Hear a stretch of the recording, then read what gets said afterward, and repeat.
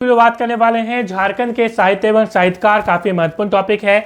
JPSC की बात करें तो जीएस पेपर 2 में से सवाल पूछे जाते हैं, और झारखंड एसएससी की बात करें तो झारखंड एसएससी भी इसमें सवाल आपको देखने को मिलते हैं। जेपीएससी जीएस पेपर 2 में 5 सवाल इसमें देखने को मिलेंगे। एक सवाल के आपको 2 नंबर मिलेंगे, आप यहाँ पे 5 सवाल करेंगे 10 नंबर मिलेंगे। नेगेटिव मार्किंग तो अभी तक है नहीं जेपीएससी में। तो प्रीलिम्स में इसमें सवाल आते हैं जीएस पेपर 2 में। हमेशा की तरह हम स्टार्ट करेंगे इसमें कि सवाल क्या आए थे प्रीलिम्स में। 7 जेपीएससी के हम यहाँ पे देखेंगे 5 सवाल आए थे, और वो क्या क्या सवाल थे उस पर बात करेंगे। यदि आप उस टॉपिक को अच्छे से समझ लेते हैं, क्या सवाल उससे पूछे जाते हैं। हमेशा किसी भी एग्जाम को निकालने का एक ही तरीका होता है, क्या छोड़ना है आपको। यदि आप ये ध्यान रखेंगे कि सारा पढ़ जाना है इतनी मोटी बुक, तो आपका एग्जाम क्या होगा कि उतना पॉसिबल नहीं है डाइजेस्ट कर पाना। ठीक है, तो इनको आप हमेशा ध्यान रखेंगे। हमेशा आप ये कोशिश करें किसी भी टॉपिक से क्या सवाल पूछे जा रहे हैं, तो हमेशा की तरह स्टार्ट करेंगे उसी से। और जेपीएससी प्रीलिम्स में जीएस पेपर 2 में 2021 में सवाल आया था 7 जेपीएससी में। पहला सवाल क्या था, मटुरा कहानी जो मुंडा लोक कथाओं का संग्रह है उसके लेखक कौन है। देखिए यहाँ पे जब साहित्य की बात हो रही है तो मैं थोड़ा सा यहाँ पे बता दूं। देखिए यहाँ पे हम लोग पूरी थ्योरी बात करेंगे। यहाँ पे 5 सवाल देखने के बाद हम लोग थ्योरी पे चलेंगे। ठीक है, तो मैं जरा सवाल दिखा दूं। देखिए जब आप साहित्य की बात करते हैं तो बेसिकली 2 तरह के साहित्य की बात होती है, एक तो शिष्ट साहित्य और दूसरा होता है लोक साहित्य। ठीक है, 2 प्रकार की होती है। तो जब आप साहित्य में आप देखेंगे आगे कि जब कथा आएगी तो लोक कथा आएगी। ठीक है, तो शिष्ट, जब हम शिष्ट साहित्य की बात करते हैं तो शिष्ट साहित्य का मतलब क्या होता है, जब कोई इंडिविजुअल पर्सन बनाता है, जैसे मैं कोई मान लीजिए कोई नोवेल लिख रहा हूँ या कुछ लिख रहा हूँ, तो वो शिष्ट के अंदर आएगा।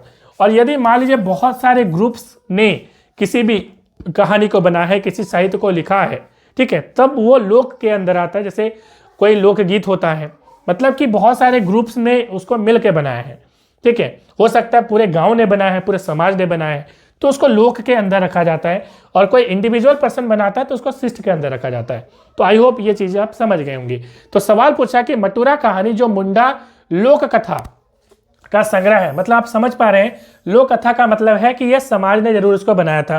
ठीक है, तो उसके लेखक कौन है, तो ये मटुरा कहानी के अंदर जो है बहुत सारी लोक कथाएं हैं। वो लोक कथा जो थी वो अलग थी, मतलब कि वो समाज ने निर्माण किया था, मगर उन्होंने क्या किया, बहुत सारी लोक कथा को एक जगह ग्रुप कर दिया और उसका नाम था मटुरा कहानी। अब इसके लेखक कौन है, इससे सवाल आया है, तो यहाँ पे मीनास आर्य जी ये इनका जो है सही आंसर होगा, और यह सवाल पूछा गया था। आई होप आप सारी चीजें समझ गए होंगे। चलेंगे अगले सवाल की ओर। अगला सवाल क्या पूछा था, क्वेश्चन नंबर 2 पूछा था। अब चलिए हम लोग सीधे टॉपिक पे आते हैं। टॉपिक है झारखंड की प्रमुख भाषाएं। सबसे पहले हम देखिए यहाँ पे झारखंड की साहित्य की बात करेंगे। तो जब साहित्य की बात करेंगे तो आपको ये मालूम है कि साहित्य किसी भाषा से लिखी गई होगी, है ना। और जब हम झारखंड की बात करते हैं तो हमें झारखंड की भाषाएं मालूम होनी चाहिए। बेसिकली आप इसको बहुत मतलब स्ट्रेस लेके ना पढ़ें।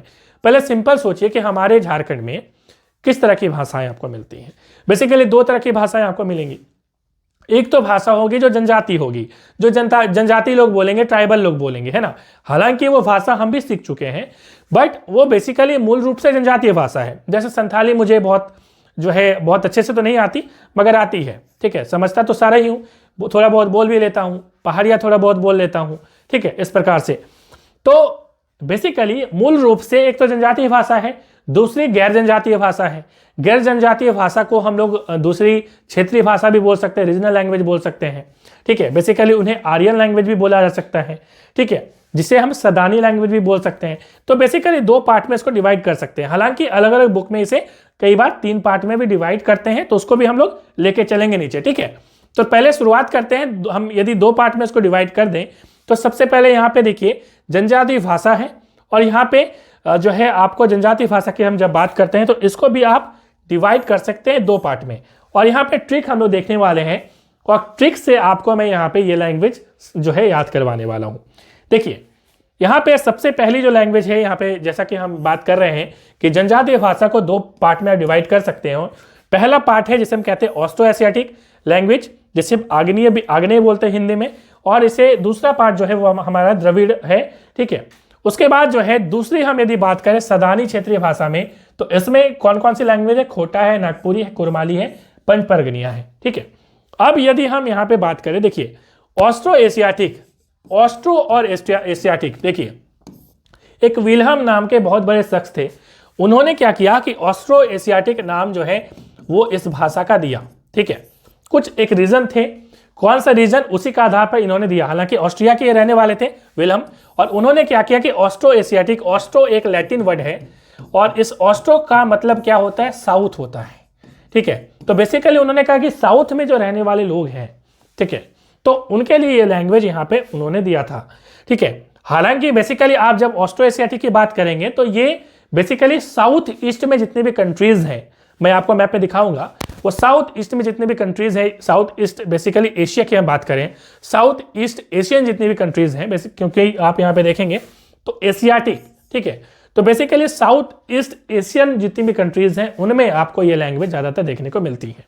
ठीक है, तो आगे हम बात करेंगे तो इसमें देखिए, जैसा कि हमने बोला कि ऑस्ट्रो जिसका मतलब होता है साउथ और एशियाटिक का मतलब एशिया, तो इन्होंने जो है ये ऑस्ट्रो जो वर्ड है जो कि लैटिन वर्ड है, इसी से इन्होंने बोला कि साउथ में रहने वाले जो लोग हैं उनके लिए ये लैंग्वेज जो है जो बोलते हैं उनको ऑस्ट्रो एशियाटिक लैंग्वेज बोला गया, और उसमें संथाली, मुंडारी, खड़िया और हो ये लैंग्वेज आती है। कैसे याद रखेंगे, बहुत सिंपल सा है, शंख मुंह से बजा। ठीक है, शंख मुंह से बजा, तो शंख आप मुंह भी याद रखेंगे, शंख मुंह तो भी आप कर पाएंगे। सौ पर संथाली, खौ पर खड़िया, मुंह पर मुंडारी, ठीक है, और हौ पर हो, तो शंख मुंह आप याद रखेंगे तो आप इसको आराम से याद रख सकते हैं।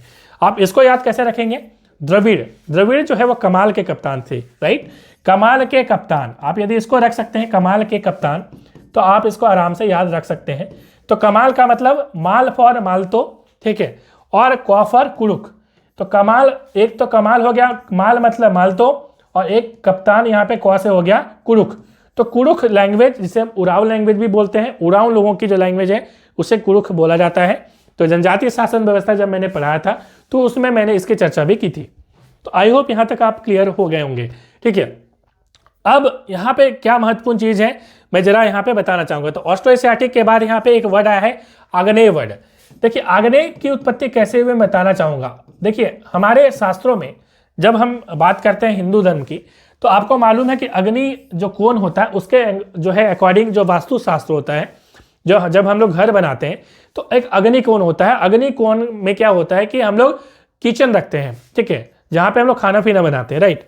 तो ये जो अग्नि कोण होता है वो क्या कहाँ पे होता है मालूम है आपको, ये होता है आपका बेसिकली साउथ ईस्ट में। तो ईस्ट वेस्ट नॉर्थ साउथ हो गया, तो बेसिकली ईस्ट डायरेक्शन जो ये साउथ ईस्ट हो गया, यहाँ ये साउथ ईस्ट वाला जो होता है उसको अग्नि कोण बोलते हैं, समझ रहे बात। तो बेसिकली जो अग्नि कोण होता है तो साउथ ईस्ट में रहने वाले लोगों को अगर आग्नेय बोला गया, समझ रहे बात, कितना आप रिलेट कर पाते हैं इसको, आप समझ सकते हैं कि जब हमारी लैंग्वेज यहाँ पे नामकरण हो रहा था तो इससे इसका रिलेशन कैसा है। तो बेसिकली साउथ ईस्ट में बार बार बोल रहा हूँ, तो चलिए साउथ ईस्ट दिखाई देता हूँ। ठीक है, सदानी लैंग्वेज में क्या होता है, बेसिकली जो गैर जनजातीय लोग हैं जैसे खोटा हो गया, नागपुरी है, कुरमाली है, पंच परगनिया, ये इसमें आता है। ठीक है, चलिए आगे हम लोग देखते हैं और क्या यहाँ से महत्वपूर्ण, जैसा कि हमने बोला कि ये जो पूरे वर्ल्ड में ये जो ऑस्ट्रो एशियाटिक लैंग्वेज है वो कहाँ कहाँ बोली जाती है। एक तो हमने देखा कि इंडिया में, और इंडिया में बेसिकली अंडमान निकोबार आइलैंड में भी इसका आप देख पाएंगे वो लोग यहाँ पे ये लैंग्वेज बोलते हैं। उसके बाद आपको थाईलैंड में, कंबोडिया में, ठीक है, उसके बाद आपको म्यांमार में भी थोड़ा बहुत, ठीक है, वियतनाम में आपको देखने को मिलता है।